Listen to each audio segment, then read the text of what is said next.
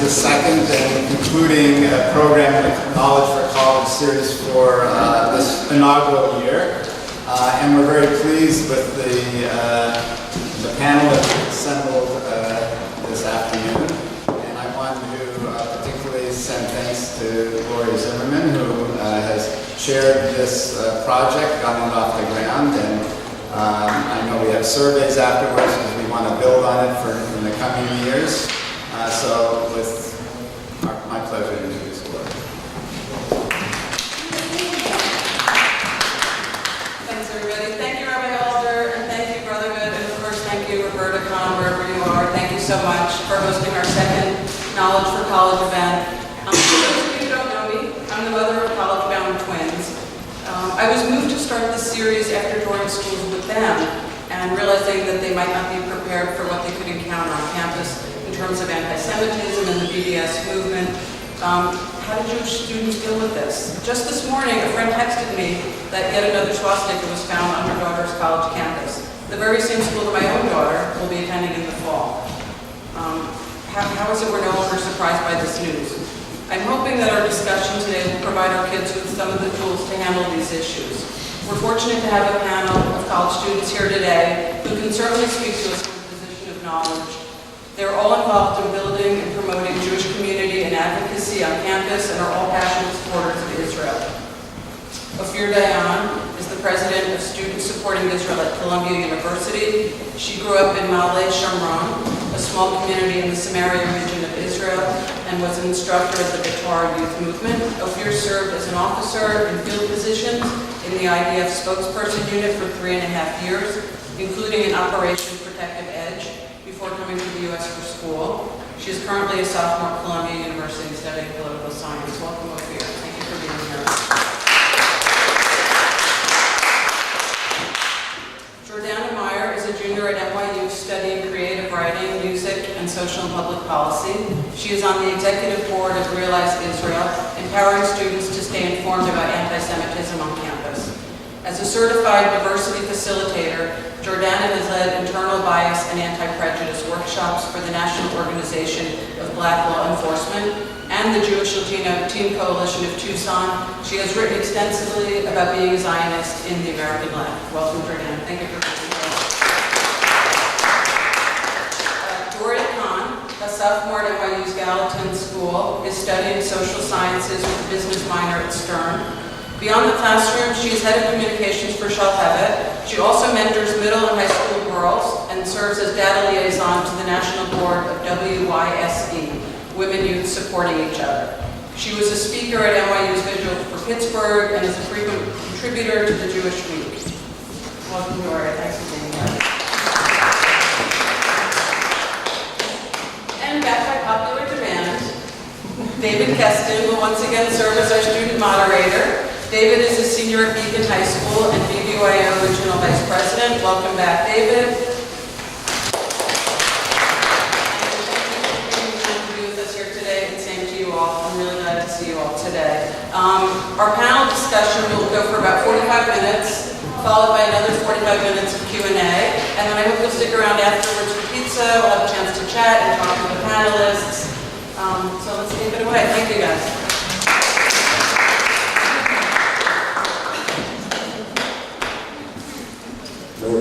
Yeah, thank you again, everyone, for coming. We're going to have questions and move into the Q&A. So could you please share your personal experience on campus dealing with anti-Semitism, and then any advice you have for students who would be facing anti-Semitism on campus? Okay, first of all, it's a great question, and thank you all for having us. Wow, that's very loud. Let's do this. I think I'm loud enough. Unless you need it for the camera? Good. Okay. I'll start with what we face on campus. I'll start with a few sentences about my group.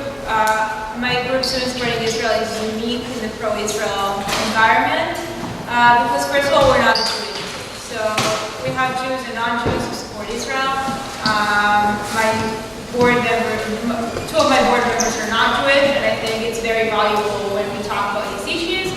And the second thing is we're not a partisan group. So we have both left and right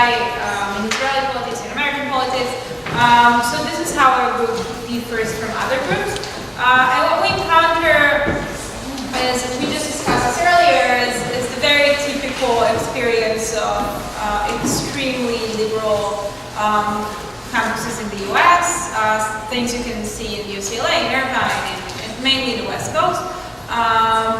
For us, the anti-Israel movements at Columbia are extremely strong, allied with 16 of the strongest campus groups at Columbia,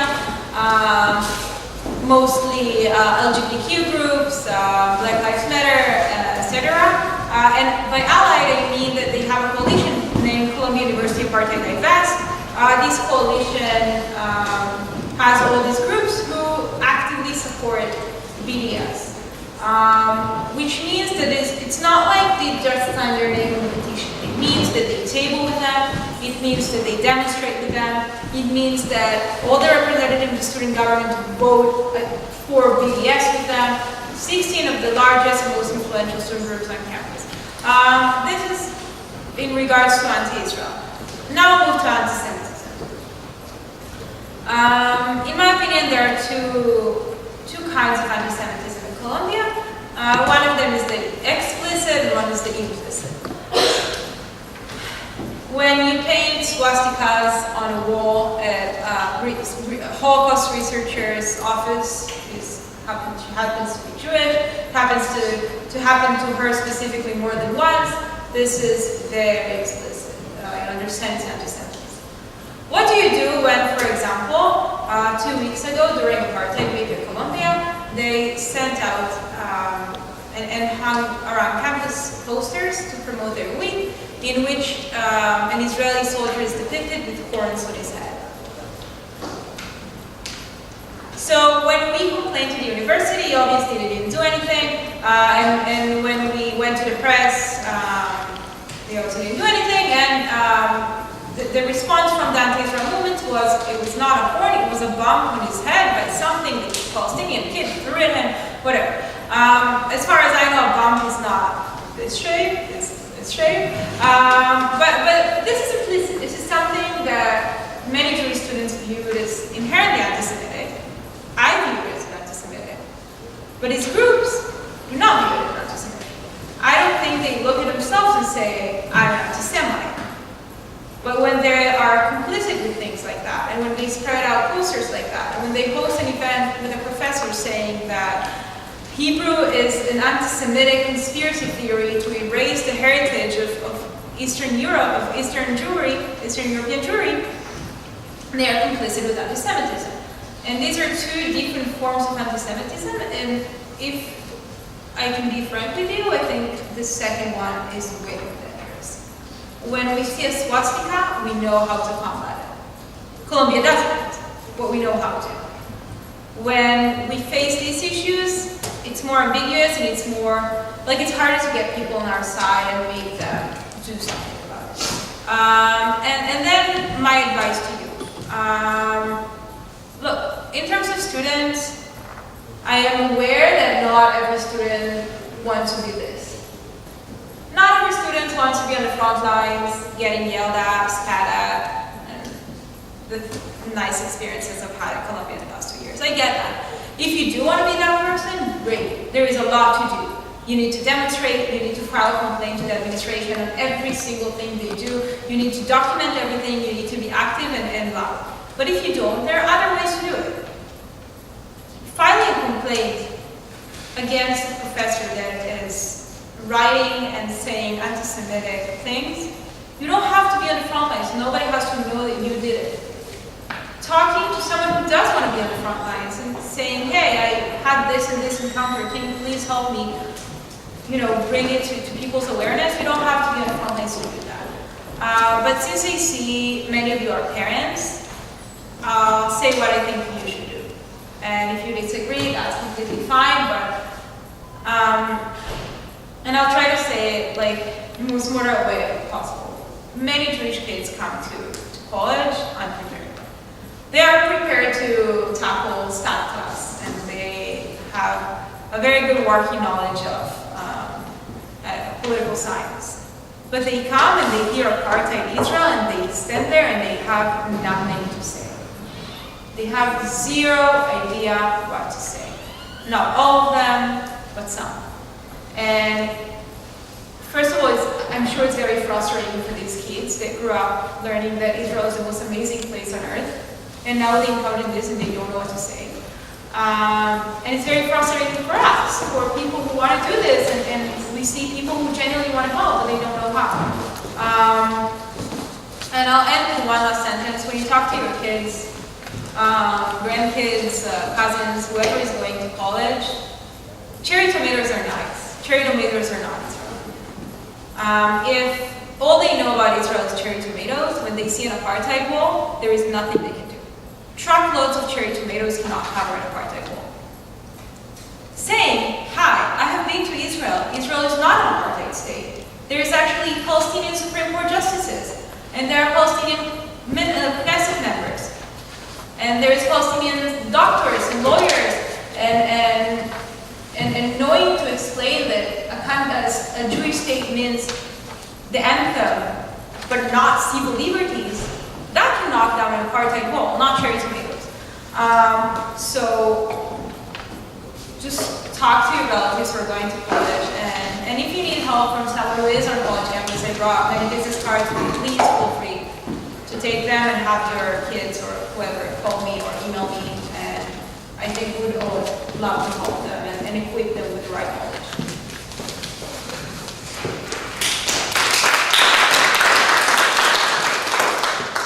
So I'm at NYU, opposite end of the island, but you know, we know about you guys uptown, we hear about your stuff.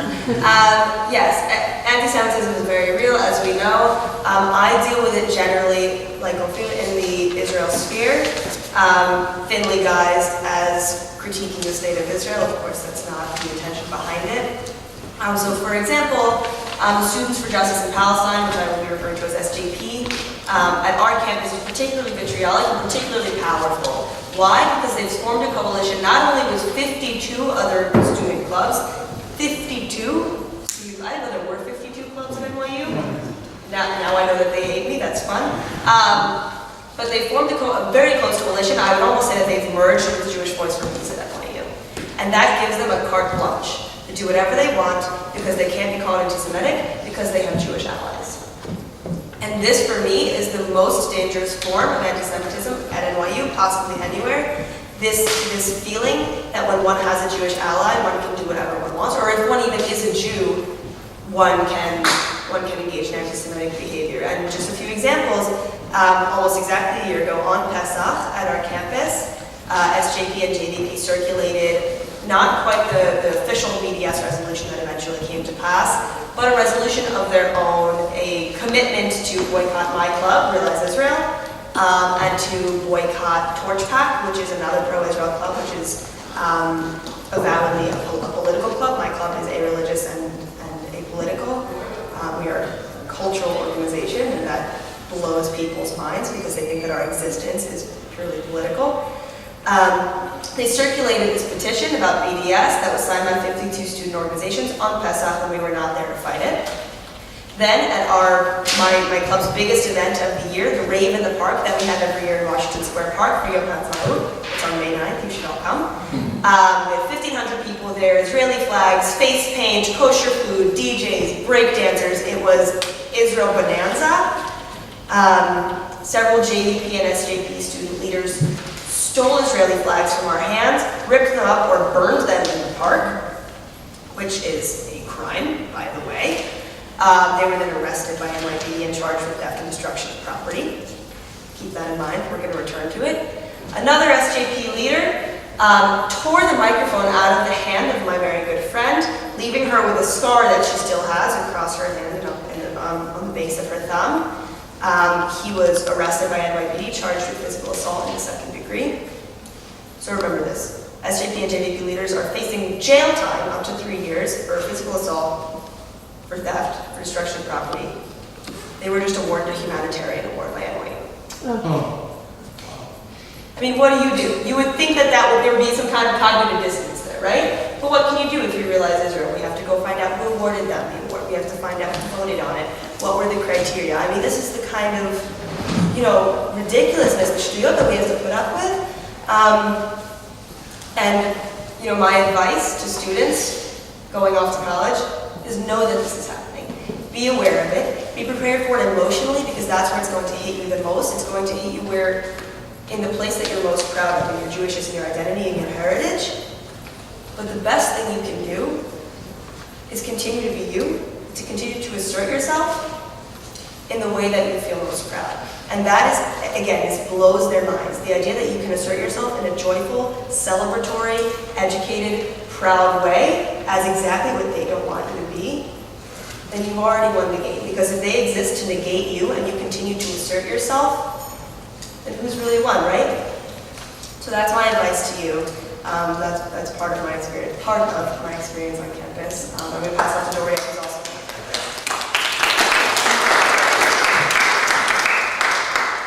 Hi everyone, thank you for coming. Like Jordana just eloquently summed up the experience at NYU. I'm a sophomore there, so one less year under my belt, but I actually came to NYU from a position coming from my gap year in Israel. I grew up modern Orthodox Jewish day school, and over almost 90% of my grade takes a gap year in Israel and then goes to college like NYU, like Columbia, and starts their own academic career there. So originally anti-Semitism for me kind of came from the knowledge that I went to a day school, I've been involved in the community all my life, grew up in very pluralistic spaces, and now I'm coming back not really knowing what to expect. And immediately I realized sharing my experience in my gap year sort of turned heads, and not in a good way. JVP really started bolstering itself when I came to campus as a freshman last year, as Jordana said, interrupting Shabbat dinners,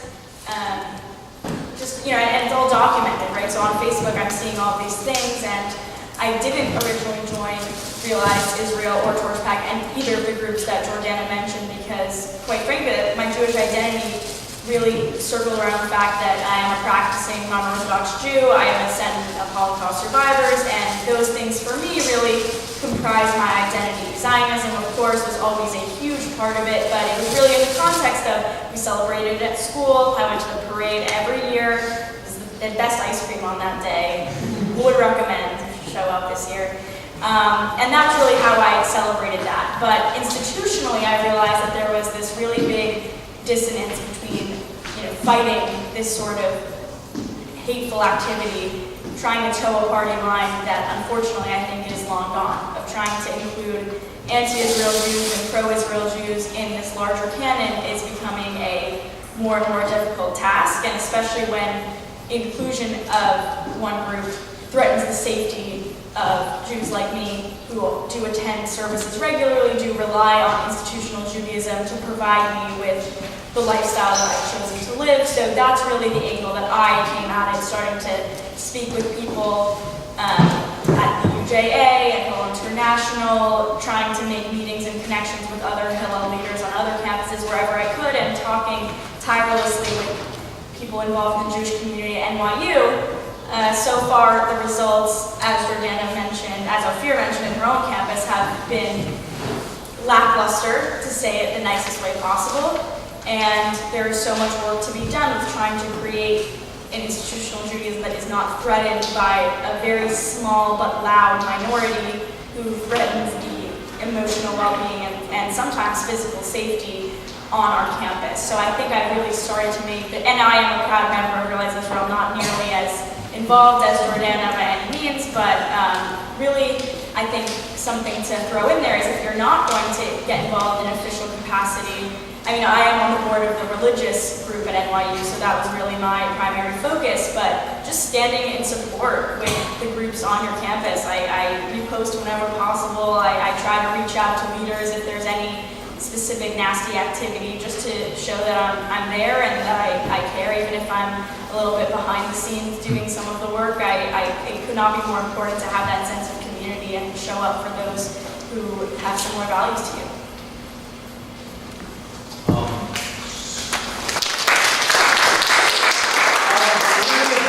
Really amazing things said today, so if you could please hold an amazing and super great applause for the end. That would be awesome.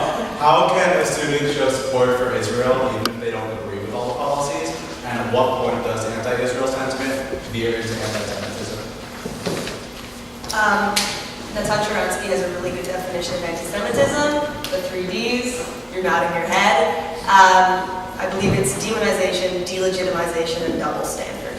Is that correct? Yeah. Awesome. Yes.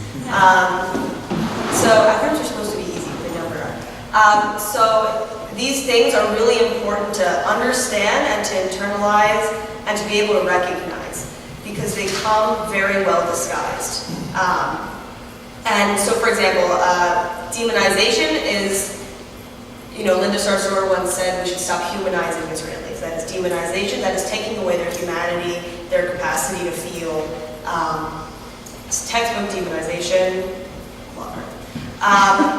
Delegitimization, taking away Israel's right to exist as a state for Jews with self-determination in their ancestral homeland, as opposed to legitimate criticism of a current government or a policy or a politician, et cetera, the kind of things that we do for other countries, which brings me to double standard. If you are criticizing things that Israel is doing and other countries are doing the same or much, much worse, and you are not calling them out, that is double standard, right? Pretty self-explanatory. So that's when anti-Israel sentiment veers into anti-Semitism. And that's kind of more the implicit that Ophir was talking about. But how can you show support for Israel if you don't support all of their policies? This is something that is so integral to my love of Israel. As you heard in my bio, I come from a very politically active background. I'm from Washington, D.C. My dad was in the federal government my whole life in the Obama administration, which was not my whole life, but before that. And I've done voter registration, and I've worked with, I've met the founder of Black Lives Matter. I'm meeting with Linda Sarsour on Wednesday. I'm meeting with these people who have taken it upon themselves to ensure that my community does not have a place in this world. Why do I do this? Because allyship is different from identifying with something, right? And we talk a lot about intersectionality these days. What does that mean? Okay, I'm white passing, I'm Ashkenazi Jew, I'm a woman, I'm et cetera. Intersectionality is difficult in these spheres because it chooses you to prioritize one of your identities over another depending on the forum that you're in. And you should never have to do that. As a Zionist and as a leftist and as a political activist, this is something that's really difficult for me to grasp and for me to cope with because I always want to be everything. And no current forum seems to let me be everything. If I'm a Zionist, great, I can't be on either end of left. If I'm working for voting registration, or if I'm working to end mass incarceration or racial discrimination, I can't be a Zionist because Zionism is racism, right? So how do you resolve these seemingly conflicting identities within yourself? Like any other person, right? You continue to be yourself, as I said, and you can criticize. Sorry, I'm like so sick of the moment. But you can criticize Israel. You can stay silent on Israeli policies. That never means you don't get to love Israel, right? Recently I had an experience. I went home for spring break. I went to the Washington Israeli Dance Festival. Excellent. My sister was in it. It's a mediocre dance performance, and I cried because I realized that I spent so much time defending my right to my identity and not enough right immersing myself in that identity, and not enough time experiencing it, and appreciating it, and just living it. And if you can do that, you can be whatever you want to be. You can love Israel, you can criticize Israel, you can do those things coincidentally, you can at the same time. That's great. Yes, that is those right ones. Demonization, delegitimization, double standard. You want to go? Yeah, I think it's, yeah, right. So I was laughing because I also kept the 3 Ds in mind when going over this question. I think it lays out an excellent framework, jumping off point. If I could add anything to it, I would say it's also sort of a negation of your track record, of anything you've cared about in the past, of any past experiences you have that are not involving any racist organizations, any hyper-nationalist, white supremacist organizations that people seem to love thinking we have connections to. Not part of my identity at all. Again, coming from that Holocaust survivor background, it sort of obliterates anything you have once worked hard to care about, and now you're just a Zionist and all of the defamation that comes with it. And something that's really difficult addressing this question of how do you get involved criticizing Israel when needed in order to bolster what you love about Israel. I'm still working on that. I think that it's important for me to share that I would not in good conscience recommend any incoming student to join groups like Jewish Voice or Peace, or if not now, because I think that though, again, if you only know the cherry tomatoes and they're offering you that side of, well, here are all the things that Israel has done wrong, here are the atrocities, this is all here for you, and now our Jewish identity will now be collected to fight that. I think you miss pretty much all of the nuance. You become involved in certain incitement campaigns that I find wrong and antithetical to Jewish tradition. And you also are being asked to check things at the door. Since I spoke at the NYU Vigil for Pittsburgh in late October, and since then a lot of my very secular friends at Gallatin and NYU consider me some sort of spiritual guide or rabbi, prepared to sit Shiva with them on any sort of issue, and one of my friends was thinking of transferring to a small liberal arts school that has been known for anti-Israel and I would say anti-Semitic activity, and he said to me, I'm fine if they want me to criticize Israel, I'll criticize Israel, that's not a problem, but I am concerned, what do you think? And I said, you might personally be okay by saying, you know what, I don't identify as a Zionist, that definition doesn't speak to me, fine. But what happens when they ask you to sign on the dotted line for other things?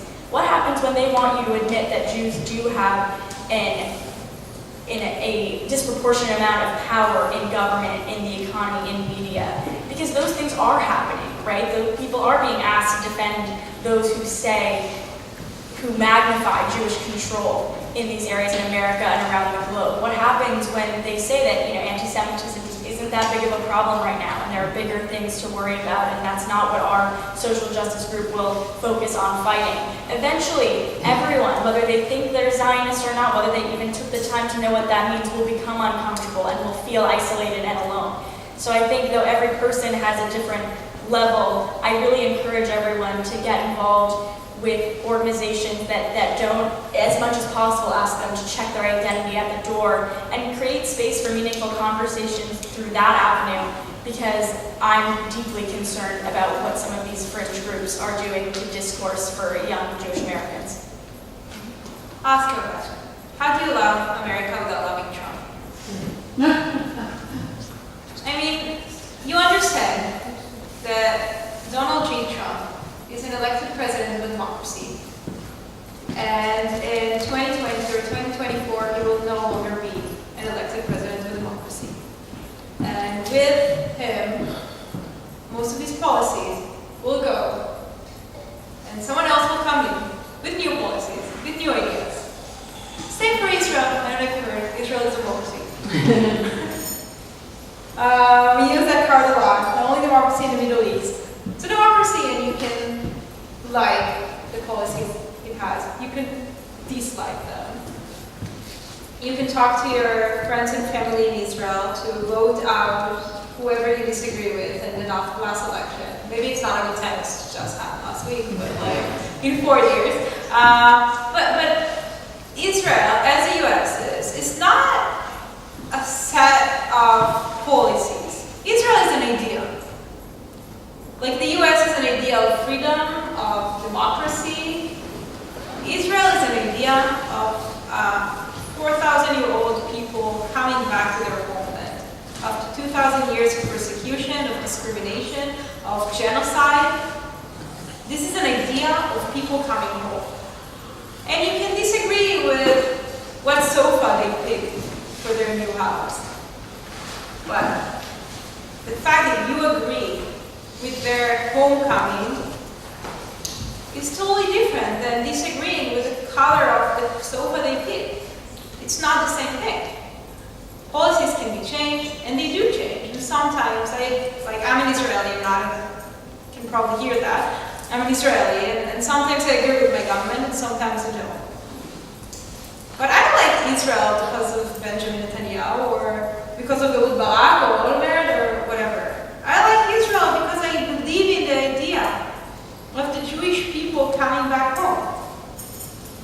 And I love Israel no matter what happens because I love this idea. I don't love Israel because I agree with the policy. And how can you do that? How can you love Israel while you disagree with even the majority of the decisions the leadership of Israel is making? It's simple. You have to understand that being a Zionist, first of all, people use Zionist as a curse word. We need to set the record straight, understand what being a Zionist means, and embrace that term as part of your identity, and not as a political movement. Being a Zionist is believing in an idea, not just being a part of a political movement. Yes, Zionism is a political movement, but it's also part of people's identity. I believe that most of you are here. And on college campuses, if we tie that back to why we're here, I mean, I'm sure you know that many young Americans and non-Americans today on college campuses live a very black and white world. It's a dichotomy between the good and the bad, the oppressor and the oppressed. And when you need to weigh in on that issue, you can support Israel by saying, right, on some issues, I'm on the black side of Israel because I disagree with certain policy. On some issues, like the general idea of Israel, I'm totally on the white side because I totally agree with certain things. And in some cases, I'm in between. And it's our job to bring that complexity into the very dichotomous and to me very, very dangerous rhetoric on college campuses today. One of the avenues in which you can do that is, for example, something that is very prevalent in college campuses, BDS resolutions. Both our campuses faced BDS resolutions in the last month, right? 2 months. And this is where I tell you, yes, not everyone wants to be very vocal about their support. So we had 4 representatives of the pro-Israel community speaking at that meeting. But we had, 150 people standing outside the door for 4 hours before the door was open to show support. They don't necessarily agree with every Israeli policy, but they're there to show that they believe in Israel and they reject BDS. And I'll just end by saying BDS is not everything. BDS is not the most important thing. It's not even close to being the most important thing. BDS is one tactic of anti-Semitism. It's one branch in a huge tree.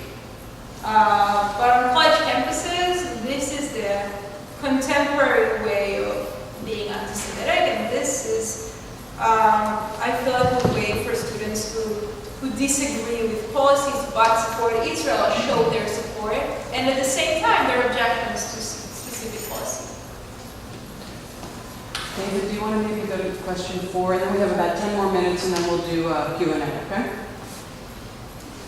So given the current challenging climate on campus, both with anti-Israel sentiment and anti-Semitism in general, can you share a positive interaction you've had with someone who has a different point of view, where you feel like you both walk away learning something?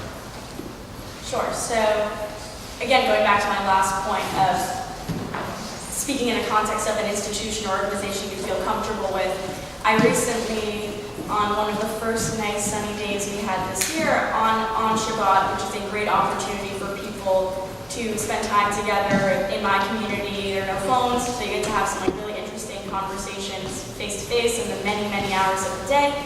So I got talking with someone who is definitely on the side of the issue, but also had this common ground of feeling that being pro-Palestine or pro-Israel was a very black and white dichotomy where we felt like we couldn't have these conversations under fear of being attacked. So we both kind of took that shared discomfort and did launch into a conversation about where the line is between anti-Semitism and anti-Zionism. Neither of us had our opinion changed, but I really got to hear what it was like from her perspective. She's a year younger than myself. She did not have the same experience as I did last year when all these things started to blow up. A lot of it was a lack of exposure, but a lot of it was, genuine disagreement on really how Israeli policy manifests here in the sense of anti-Semitism on campus and how how anti-Zionism, again, can really rear its ugly head in the form of anti-Semitism. But what I did learn from her was how she also felt excluded by many of the conversations that were taking place. She's also struggling to find her place in the conversation, and she really does, in the same way I do, care about safety of Jewish students on this campus and freedoms of free speech to those who disagree.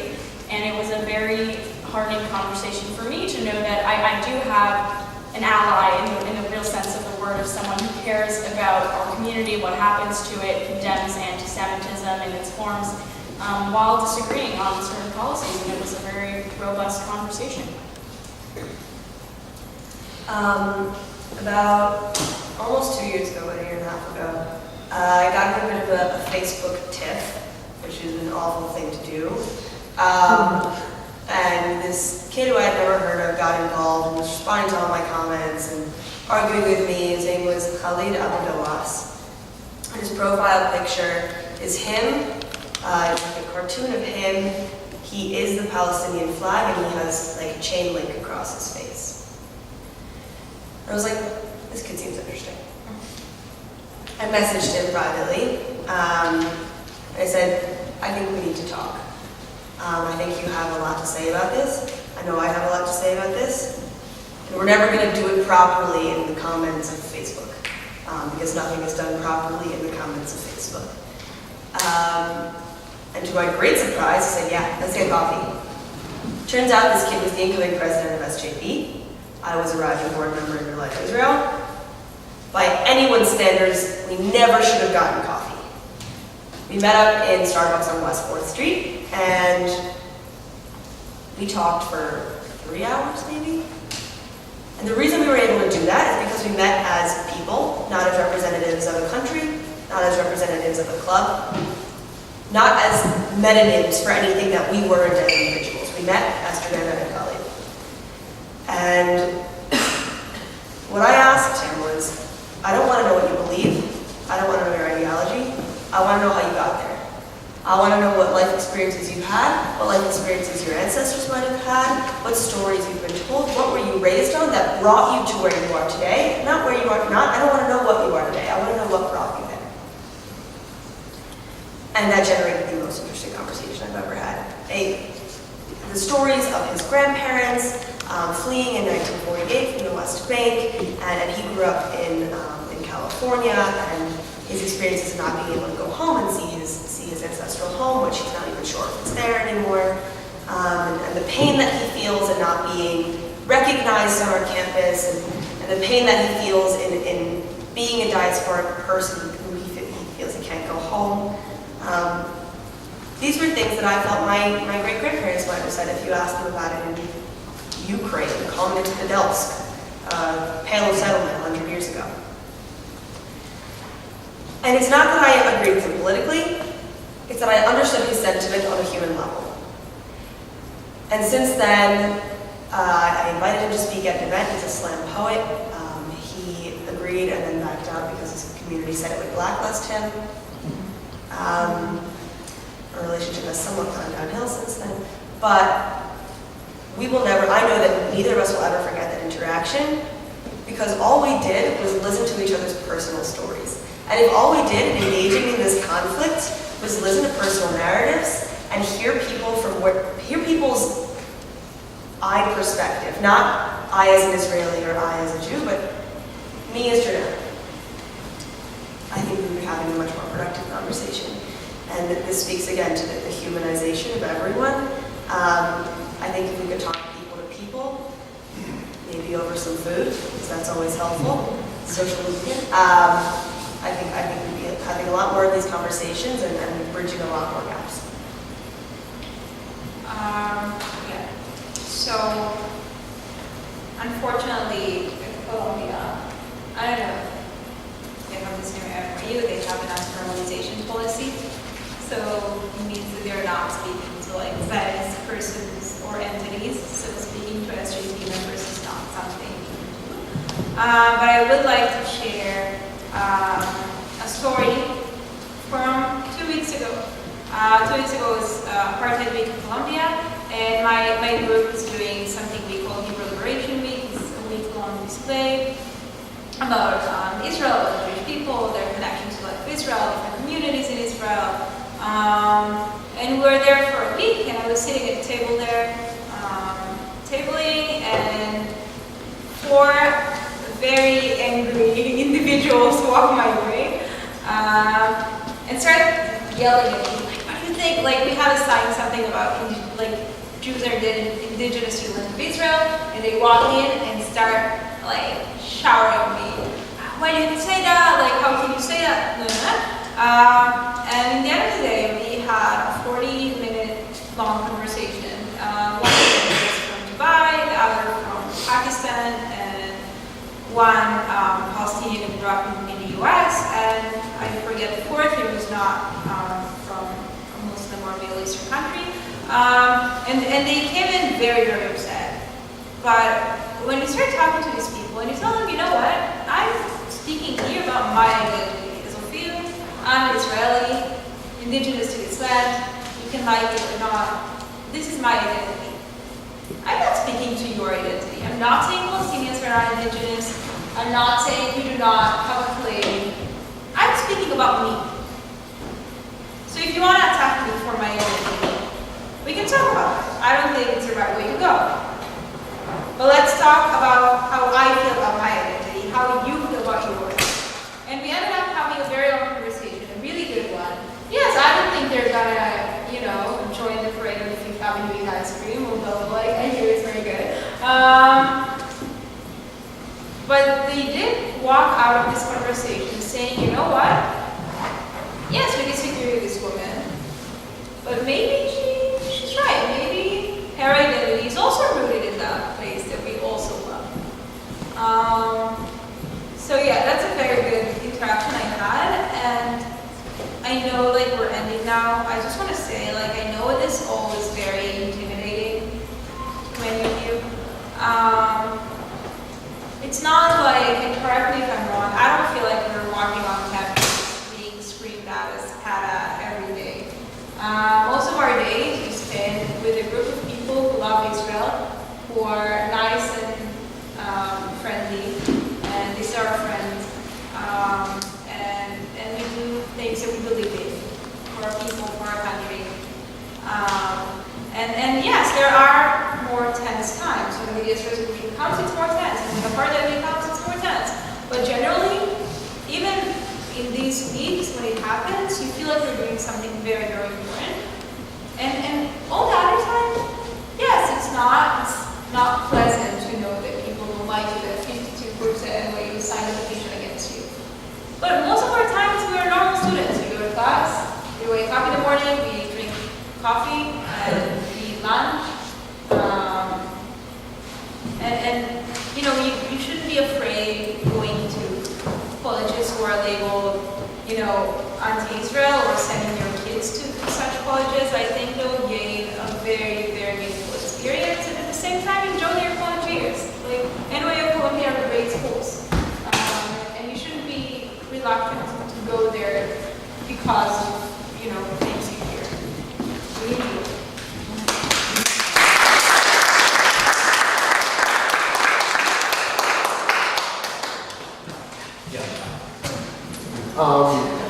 Am I correct in thinking that, or knowing rather, that of all the schools and universities that have passed BDS resolutions, not one university has actually honored the divestments? I believe that's correct, yeah. And this comment. And does that suggest anything as far as from an institutional perspective? Yeah. Board of Trustees, definitely suggests. The Board of Trustees understand that divesting from companies, it's not Israeli companies, it's companies who do business in Israel. They understand that it's not only economically unwise, but also morally not a good thing to do. I'll also say this, that I've spoken to many Israeli soldiers who are my friends who are serving when talking about BDS, and those who have lived in Israel for many years. BDS hurts students on American campuses. That it has very little effect on the lives of Israelis. I'll be working there this summer. I went on a fellowship this month. They laugh it off. They think, like you said, nothing really ends up happening. It's kind of ridiculous. But for people like us, all it needs is to create a sentiment of hostility, and within days, our Bronfman Center was shut down. Our Hillel was shut down because of an anti-Zionist tweeting that he wants Zionists to die. So it really comes more at that angle. I think you're totally right on the ball in terms of, like Ophir said, parents, supporters of bills don't have to worry about institutions divesting. But in terms of emotional well-being and yeah, unfortunately safety of students here, I think that's really where it comes into play. Yes. The comment you just made that the Bronfman Center was shut down because of the tweet, was this person followed up and in any way punished? So, isn't it illegal to make that kind of threat? Yeah, so I don't know. I know from his page, he said that thanks to us, he was losing job prospects, which, I'm really sorry. Not thanks to him, thanks to No, us. like, listen, maybe you should update your LinkedIn. I don't know what the right way to go about it is, but certainly I'm not taking the blame for that. I did get into a little bit of a tiff as well with him because he thought it was ridiculous. He in that Facebook comment mentioned the fact that he was losing job prospects, and I kind of said, listen, JVP and SJP also called you out. I don't know how meaningful that was to me personally, but from his own logic, that should say something about how unacceptable what you said was. So I will say that the Bronfman Center never officially published that it was that comment that shut it down, but enough news outlets and my own work and other friends' work on campus will suggest. Was he an NYU student? Yes, and worked for the newspaper at some time. He claims that he was involved with SJP have been shut down, although that was a source of debate for a while. And does the administration follow up? When you say 52 clubs, the administration obviously funds them somewhat, right? Is there any publishing of who these clubs are? Absolutely, there's a full list of them I can send it to you. They signed on using their names. They're proudly boycotting us, yes. What does that mean? It means, that is a good question, sorry. They're boycotting, so there's the BDS resolution, which is a boycott of Israel, and then there's the one that's a boycott of my club and our partner club, Torchback. That means that they will not engage with us in official capacities. They won't co-sponsor events with us. They won't sign on to, if, for example, we put out, our own resolution. Like, they would not sign on to it. The reason it's important is because it indicates an unwillingness to engage in dialogue, an unwillingness to, for example, if we wanted to host this year a African American History Month themed Realize Israel event. We could not co-sponsor that with any of the Black organizations because they will not be seen with us. And what it does is, again, it's mostly an emotional impact. It isolates us on campus. It makes us feel like we're going at this alone when we know really we're not. And yeah, it's just an unwillingness to engage in the dialogue that they say that they are propagating and fostering. They also mentioned the ADL in that resolution, the Anti-Defamation League, which I find honestly the most startling to me. I think isolation of us on campus is important, but they continuously malign the ADL, which is in many cases the only organization of that scope that not only speaks out for us, but for many minorities in this country and around the world for a very long time. So that to me is also where it becomes even more sinister. This is just sort of continuing on this. I'm fascinated by this. What do you attribute these 52 groups? What do they get from choosing sides on this issue in this way? I mean, and what are these other groups doing to woo them to that position? Do you guys combat that in any kind of, are you using similar tactics to try to bust up that cabal? I mean, there's a limited amount that we can do when they will not engage with us at all. They will not respond to emails from us. Your first question was kind of how and why did they all sign up, right? Just like what? Yeah, what in general? What the heck? What do you mean? Yeah, exactly. All right, my question exactly. They feel moral high ground. They feel that they are operating on their intersectional identities, and this is an important distinction as well. I should have made earlier. Intersectional intersectionality kind of has two meanings at this point in the advocacy world. It means the intersection of your identities, and it also means operating at the intersections of systems of injustice. So that they feel, for example, the Black Student Union feels that in marching against police brutality and mass incarceration, they are also morally marching against the occupation of Palestine, right? And they feel that there's a huge coalition to be made around being people of color, and there's a huge debate to be made around that as well. There's a debate to be made around pink washing, and the rights that Israeli people in the queer community have is pink washing Israel's human rights record. So there's a lot of it has to do with buzzwords, a lot of it has to do with misinterpretations of what intersectionality is and is supposed to be, and a lot of it has to do with moral high ground for a lot of groups that really do nothing during the year and just sign on to things. Yeah, no, and I'll also say that a lot of the leaders of clubs are leaders of other clubs as well, so it's not hard to kind of make those coalitions naturally. And the way I always say it is, once you hear that groups like Realize Israel and Torch Pack or students like me that support those groups at institutional Jewish centers are KKK sympathizers and white supremacists, why would anyone want anything to do with that? I mean, that's the truth, but with that rhetoric spreading around, there's a brilliant quote from Yossi Levi recently that talks about how Jews were always the most hated in society.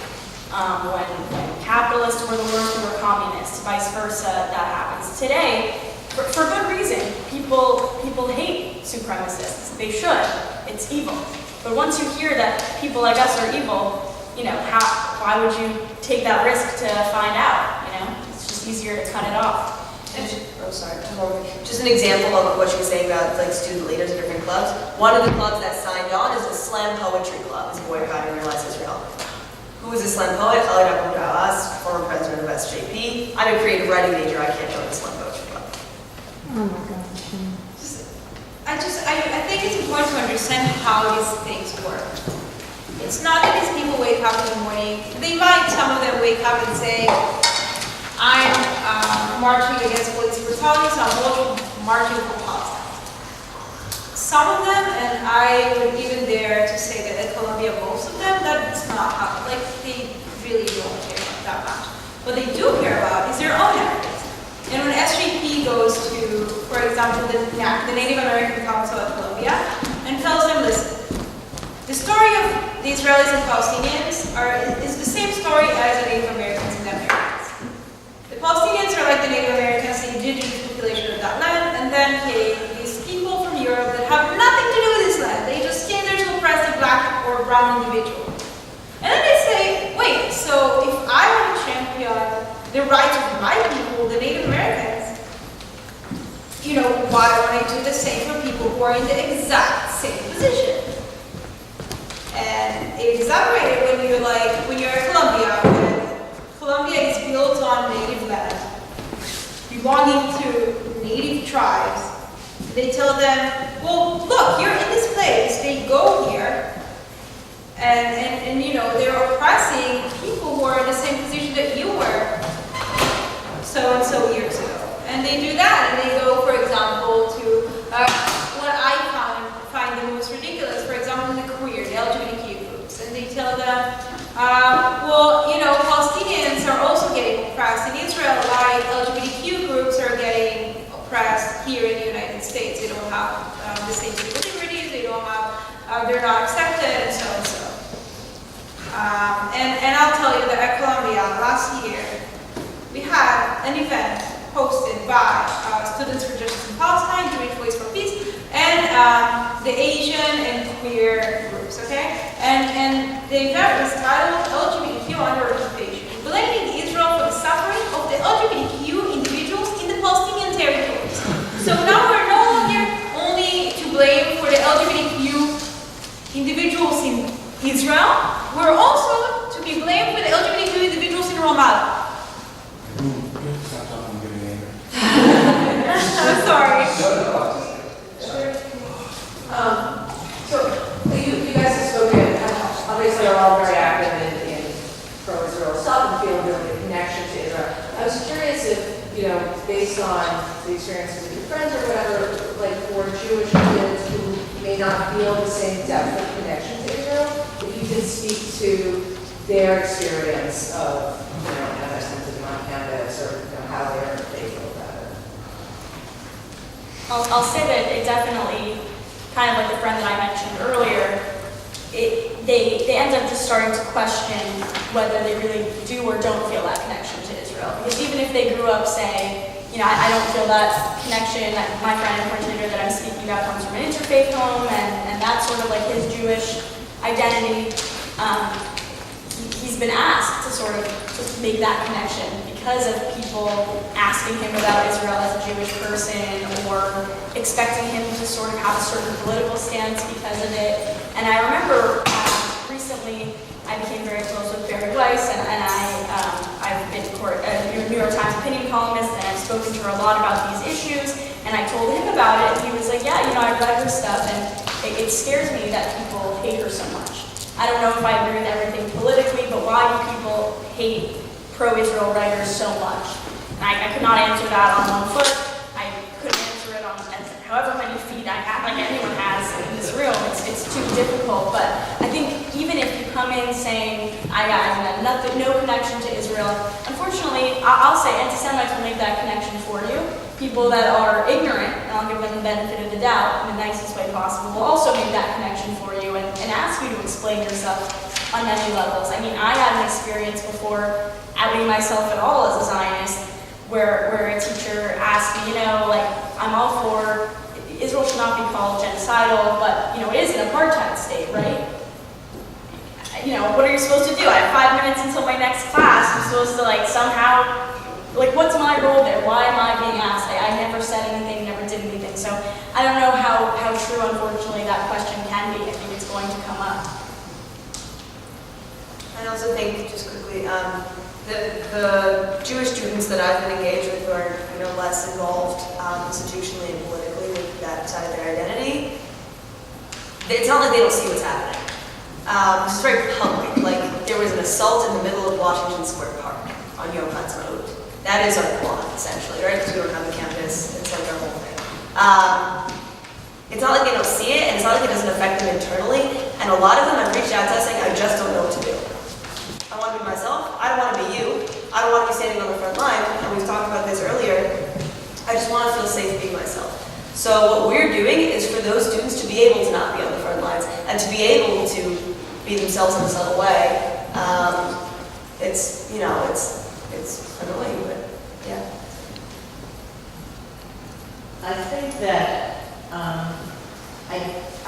defining buzzwords is really important because people don't know what you mean by intersectionality. People don't know what apartheid is. Or maybe what they think it means may not be what you think what it the definitions of apartheid could be different for 4 different people. So I think that that's a place to start conversations, especially with people who are Jewish, they're on campus, they don't have a Jewish education or enough information to speak intelligently about Israel. They don't really have an opinion because they don't know what these words mean.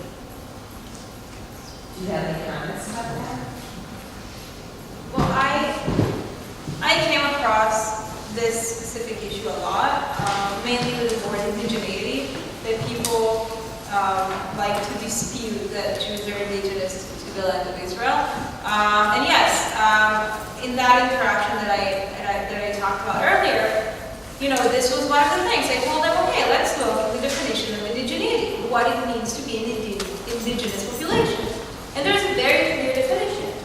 And once I stated the definition and I explained to them how the Jewish people check every criteria to be an indigenous population of that land, it solved almost everything. And then we could start talking as normal human beings. So yeah, definitely I think it's very important.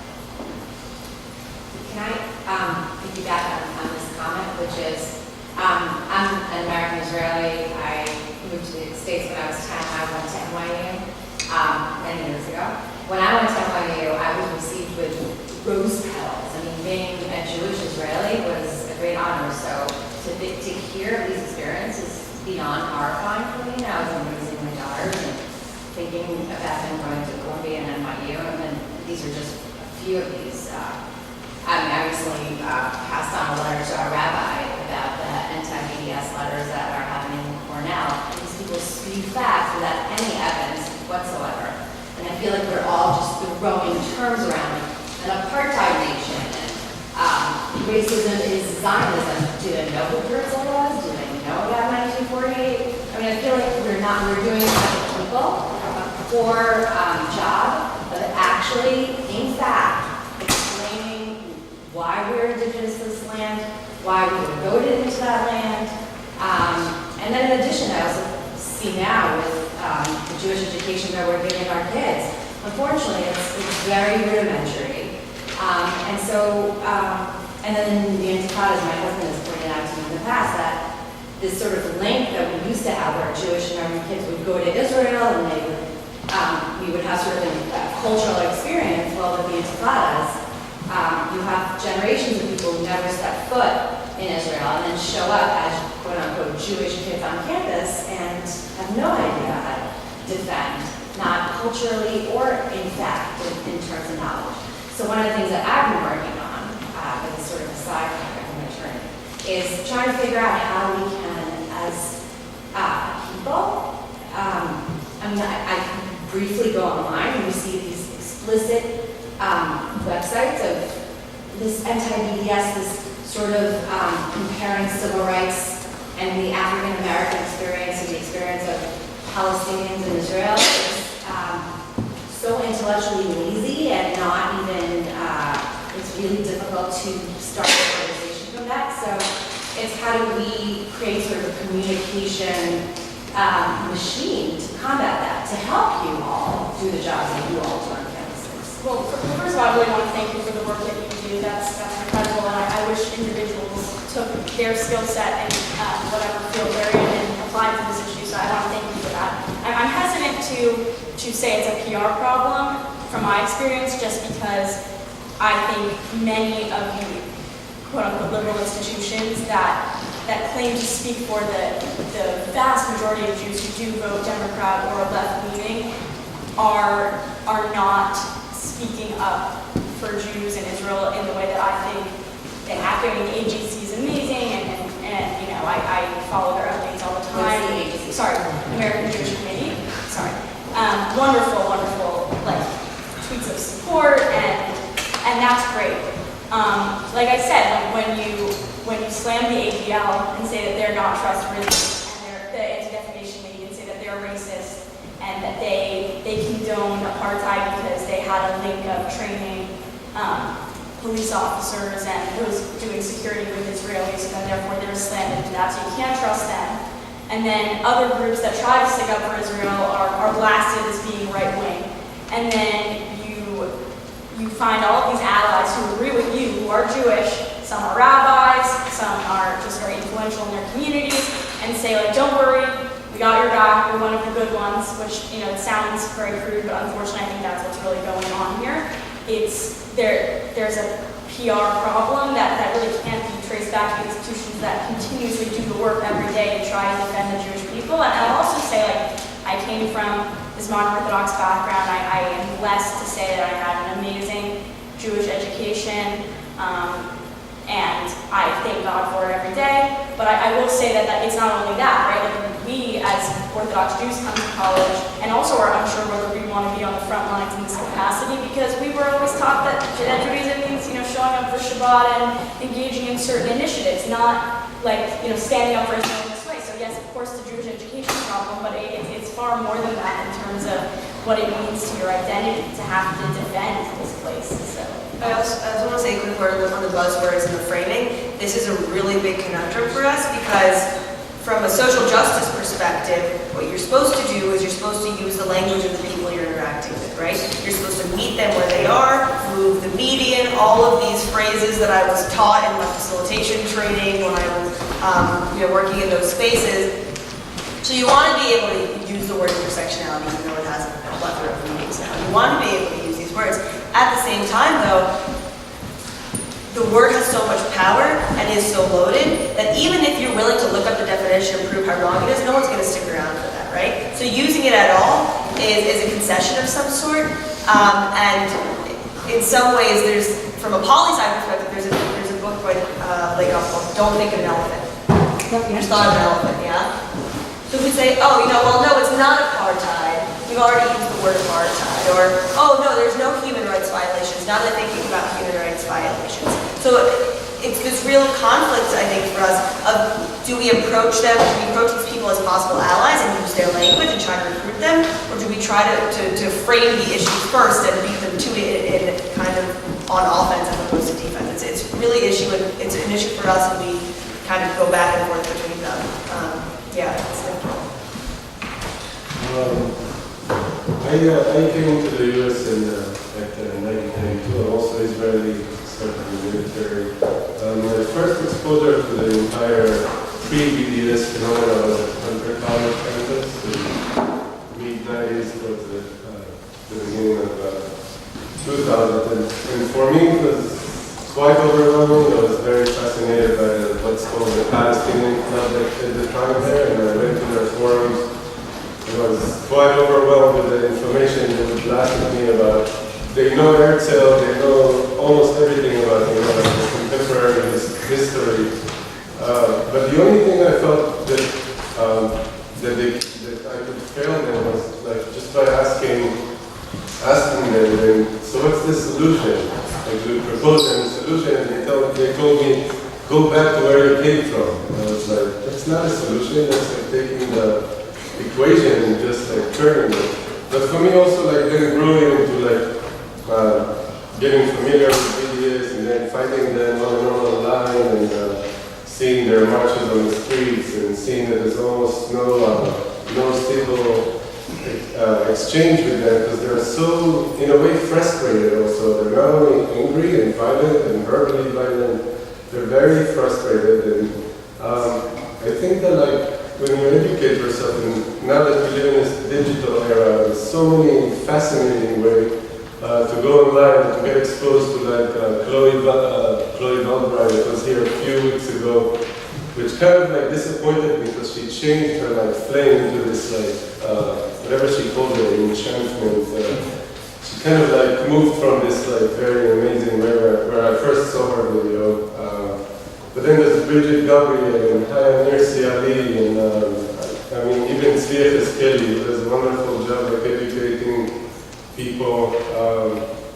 And for me, it feels like also, I think the root of the problem, being BDS being so powerful and be able to, or is able to recruit a lot of people. I think they're able to recruit a lot of ignorant people who not really know what they're voting for or what they're supporting. It's fascinating to see how preaching for hate and bigotry and it's even getting a voice in the U.S. It's just beyond me. One of the last videos I saw, if you why is Palestinians? Where was Palestine? It was created in the 60s by the PLO. The head of the PLO, Yasser Arafat, was he Palestinian? No, he was born in Cairo, in Egypt. What was its border? Was there a coin? Was there a man? Was there a leader? Is there any mention on any historical books? Is there? Did anyone answer that? So I should ask the Palestinian. It's a narrative. It's a false narrative. It's erasing. I just want to say, I want to say, I know we don't have a lot of students here today because of the freshman weekend for a lot of the kids, but are there any students here that want to ask any questions? Please feel free. Yeah, Move away from that so it doesn't not too loud. I know that you're all in college. I'm a senior in high school, getting ready to go into college. I asked a few questions last time we did this, but did you see as much anti-Semitism in high school as you had in college? I went to high school in Israel, so Yeah, I'll stick to the Americans. But then that's crazy, yes. Yeah. That was cryptic. Very hard to say. I went to public high school in Maryland. and I was not quite as involved with this forum as I am in college. But then again, there wasn't really a way to be because clubs function very differently in high school. It's like you pick a classroom and you have lunch there, in my experience. One thing I did have happen, I was in Israel during the summer of 2014 during protective measures, okay, time, and I came back, and I was running to bomb shelters, and it was traumatic, but, I came back, and I didn't realize the way that it had been framed, not only like in the US, but in my high school of very liberal, like children of journalists and government workers, of whom I am a liberal child of a government worker. And I wrote an op-ed for my school paper, for my high school paper about my experience. The opinion editor not only edited my op-ed to an unrecognizable state, but wrote his own in response. So he edited mine to suit his response, and then printed them side by side in the school paper, and I looked like an idiot. And I couldn't do anything about it. So that's one example. I mean, the short answer to your question is no. It's nowhere near the same. It's very different being on a campus because you live there, you eat there. These people are your classmates and your roommates sometimes. At high school, you can go home and your mom can tell you it's okay and give you chicken. But yeah, that's one anecdote. I'll say, again, coming from a day school background, I grew up in a very pluralistic home, many non-religious / not-Jewish family friends, but all very much not in a hostile capacity as, they were family friends, so that would be a little bit awkward had that happened. But, in my senior year of high school, this started to change for me when someone who I knew was murdered in Israel. His name was Ezra Schwartz. May his memory be a blessing. I had met him a few times. A lot of my friends were very, very close to him, and it was one of those moments that the world just sort of stopped, and everyone was talking about it. And that summer, I participated in a pluralistic program and met a lot of new friends, and we had our reunion around when this was happening. It was a very, very tough time for me.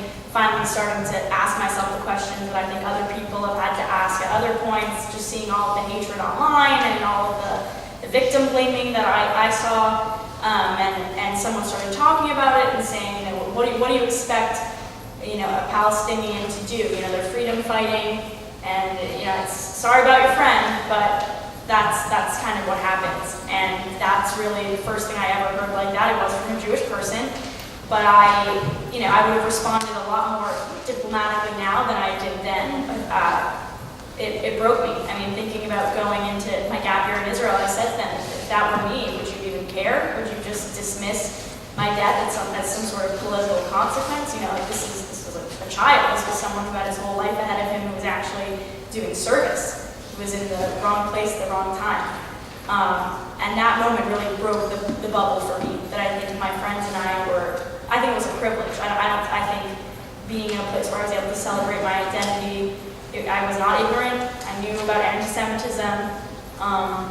But yeah, coming into that, almost graduating, seeing something so horrific happen to, I was not nearly as affected as my friends who went to the Shiva and who knew him their whole lives, and still family friends to this day. But it changed my perspective, and it kind of gave me a little bit of a look of what's possibly to come. Can you actually spoke up last time about your experience in high school. Maybe you want to share with them. I'm a New York City public school kid. I've been my whole life. I've dealt with anti-Semitism for a lot of it, I guess. I don't want to repeat the same stuff I said last time. Yeah, we don't know it. Oh, yeah, well. I think it's important that to hear. Yeah. In my 4 years of high school, I have dealt with people throwing coins at me before. Sometimes in a joking manner, but it means all the same in the end.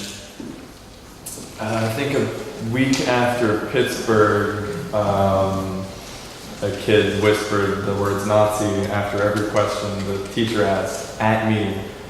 After every question, he whispered that towards me as if he was answering the question for me.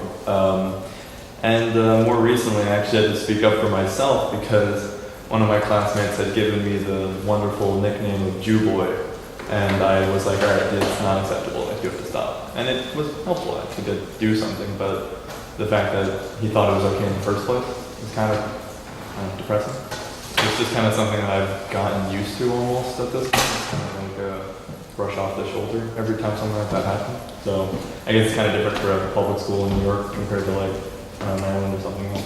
So did you reach out? I remember that we talked about this. Did you reach out to the principal about this? A little, yeah. Which high school was that? Questline High School. It's Questline High School uptown or downtown. Yeah. So that's been my experience. I don't know about David though. So. Is there anybody here who hasn't heard people talk about new Jews? What's this? You choose. Yeah. And it's ubiquitous. What is that? Just the way they say it. I think we're time for one more question. One more question, and then So we're going to we bring. were talking about, and this gentleman was, about BBS in particular. It seems extremely well organized and across many campuses, not just in New York City. So what is a takeaway that we should know about BBS and how it's organized and how it's funded? And is there something that can be done, as the adults in the room, to talk that up amongst not only people that we know here, but in other cities, to prevent, to maybe thwart the continued growth of BDS? It's a very important question. Look, as my colleague said before, BDS is not about the Israeli economy. It's really not. It's about demonizing us as Israelis, as Jews, as people who identify as supporting this country. Even if they divest from all these companies, it's going to do more harm to the U.S. economy than it's going to do to the Israeli economy, because most of the companies they want to boycott are American companies who do business in Israel. Yes, it's highly organized, highly funded by many groups and some even say governments across the world. But it is important to know a few things. First of all, that it's a hypocritical movement. The founder of the BDS movement got his degree, academic degree at Tel Aviv University. It's not by any means a grassroots, oppressed people's movement. If you see the proponents of BDS resolutions on college campuses, most of them are not Palestinians. But it doesn't even matter. What matters is that this movement, specifically on college campuses, is there to make us feel uncomfortable being who we are. This is the goal of this movement. And what I think people can do with people they know in different countries is tell them, you know what, be comfortable being who you are. This is the best way to fight the BDS movement on college campuses. This is what they want to do. They want to make us feel uncomfortable supporting Israel. But no, we should support Israel. And we should come to city, like to council meetings at our schools to reject it. We should demonstrate against it. We should be very vocal about it. But at the same time, we should put it in proportion. The BDS movement, as I said, is nothing compared to the Israeli economy. It has zero influence over it. The BDS movement, as I think one of you mentioned earlier, it's more dangerous to Jewish and pro-Israel students at universities here in the US than it is to any other sect or whatever in society.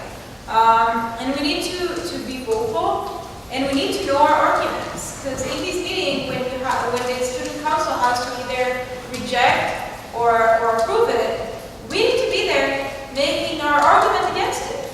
And we should know that movement as if we were a part of it, because we need to make our arguments against it. And it's the only way to. And we had a BDS resolution 4 weeks ago, and I'm telling you, it was very close.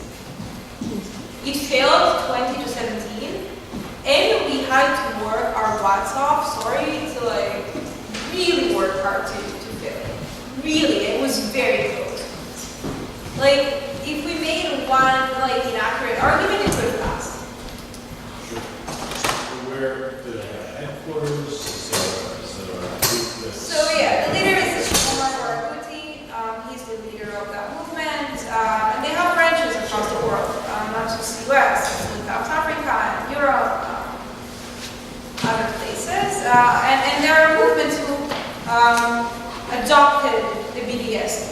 like Students for Justice in Palestine, Jewish Voice for Peace, these are movements, Black Lives Matter Nationals, these are movements which decided to adopt the BDS goal.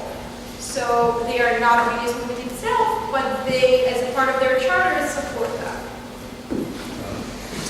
May I add something about it? I have a daughter that is a senior in college. So 4 years ago, when she was about to go to college, I sat down, I looked, I researched, what is this, is really bad. And what I understood, at least for the college where she then was going, which is a small liberal college, the former Quaker school, so it's, oh my God. It was just question of being cool. The BDS movement, at least in that college, was presented to a lot of ignorant kids as a way to arrive in college and being rebellious against your parents and be really, really cool. So that's how I framed it to my daughter. Since my daughter doesn't really rebel against us because we are cool, she didn't think that BDS was such a cool thing. And here we are 4 years later, and after all, the college is still, promoting BDS, but the Kehila, they don't have Hillel in college anymore because of, it's a very liberal college. But the Kehila is very isolated from other part of the campus that are promoting BDS. And as you say, they're happy to be themselves. And they really undermine the BDS on campus. So that, for instance, when 2 years ago, I think, they were trying to boycott Sabra hummus. It was laughable. And the college says, okay, we understand that you may not want Sabra, so we continue to give you Sabra, and we're also putting another label so that you can choose not to eat Sabra, but it was a big joke anyway.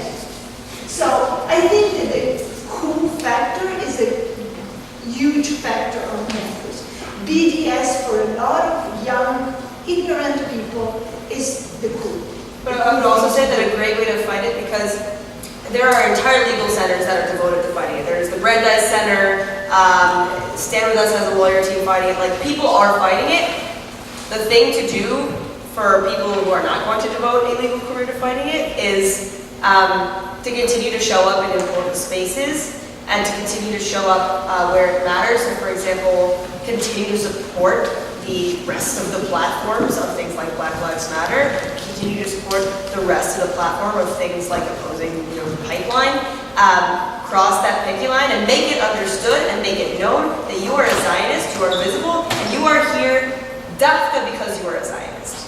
I believe in my right to self-determination and my liberation, therefore I believe in your liberation. And I'm going to ignore the fact that you don't believe in mine because I still believe in yours. Because that is my role as a Jew, as in my role as Tikkun Olam. I fix what's wrong with the world, not because I caused it or because I'm responsible, but because there's something wrong. So my response is visibility and persistence. Dafka, because you're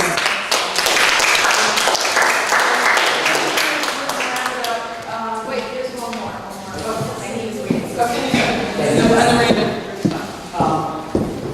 To go back to knowing who you are trying to, fight for or grapple with, it is one part, and that's the example. The other part is really what is the plan? Because the problem is that, and I just wonder in which age, your biggest asset are your fellow Jews. But if your fellow Jews are not happy with it, non-Jews too, but you've got to start from the lowest hanging fruit, the people that really share an experience in the way they grow up. So where do we lose them?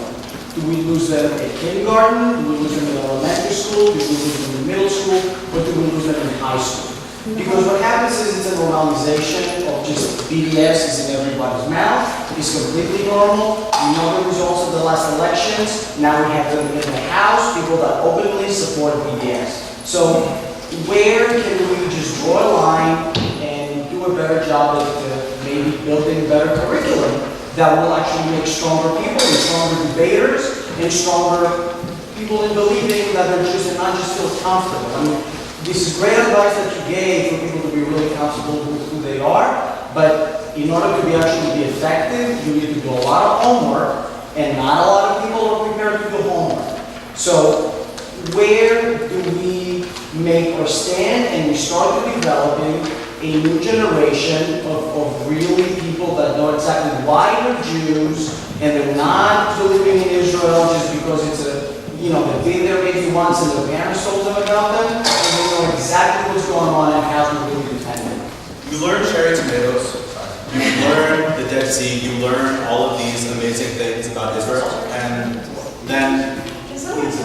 Yeah, what is this? Yeah, all the diaspora, kind of organization, they use that to say, Israel is so tax habiting, but cherry tomatoes, so that's the greatest donation of Israel to mankind. And it's just a dumb. I'll say that I've thought a lot about Jewish education, though I don't think that's what I want to do long term. Since I was in high school and I learned more about Hebrew schools in America and how the majority of Jews are educated. My coming from, again, steeped in Jewish knowledge since in utero. But I think that there is a large education problem. I think programs that expose you to Israel like Birthright, I'm a fan, but I also think that a lot of that money needs to go to Jewish education in America for children, not for high school going into college, and by that point it's too late. There are too many pervasive ideologies and good ideas, and the marketplace of ideas are we're going to lose. We're not very popular, we never have been. Us being cool has really waned over the years, and I kind of say it never happened really.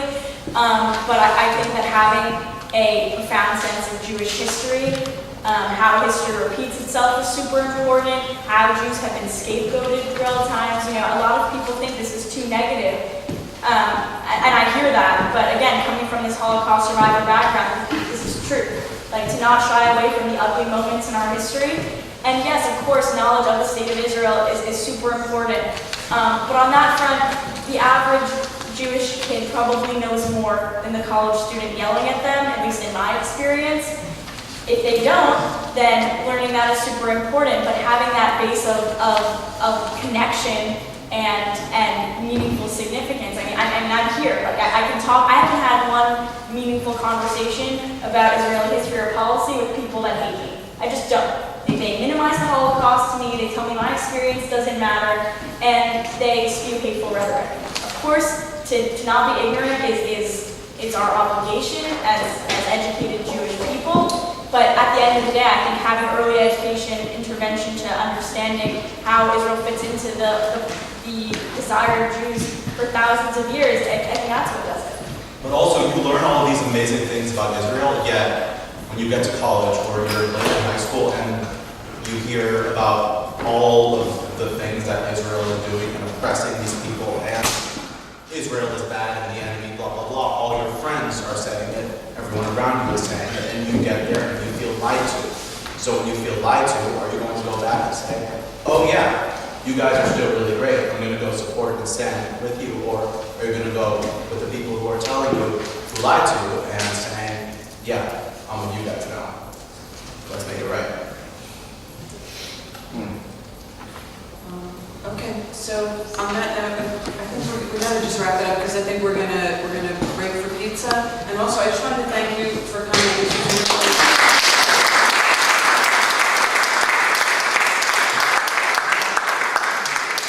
thanks to our audience for all your really important questions. If you haven't filled out the survey, please take a moment now if you would and just fill it out really quickly. It'll help us for next year's program. And same with the sign-in sheet, if you would mind signing in. We appreciate it. And enjoy the pizza and talk to our panelists.